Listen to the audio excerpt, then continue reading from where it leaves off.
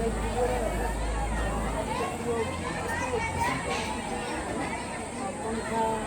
बस्ती लगायत हल्का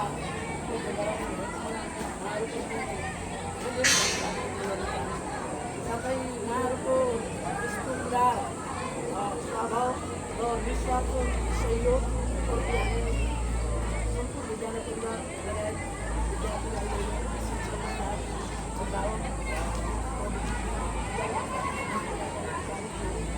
सबैले हामी हेरि भइरहेको छौँ। यथार्थ कुरो भनियो भने वास्तवमा यहाँ अब भन्नुपर्छ अहिले त देश तपाईँको त्यति होइन अब निगरानी अब यहाँ छैन। 2016 सालमा स्थापना भएको यो विद्यालय तपाईँको 2065 सालमा यो निर्माण भएको हो।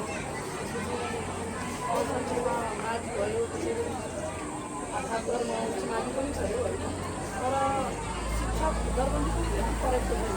मलाई लाग्छ यो गुम्बनी संस्कृति नवप्राप्त भएमा होइन सबैभन्दा धेरै विद्यार्थी भएको विद्यालय नै यही हो होइन। यस्तो ठाउँमा तपाईँले माथि नगरपालिकामा हेर्यो भने यो टिममा गएर एकदिन तपाईँ 10 मिनट बसेर हेर्नु कुन अवस्था हुन्छ।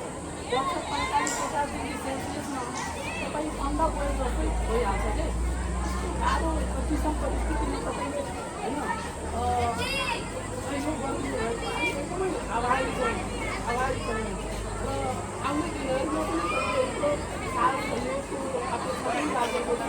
भन्दै म यो आफ्नो सानो मन्तव्य पुर्याउन चाहन्छु। धन्यवाद।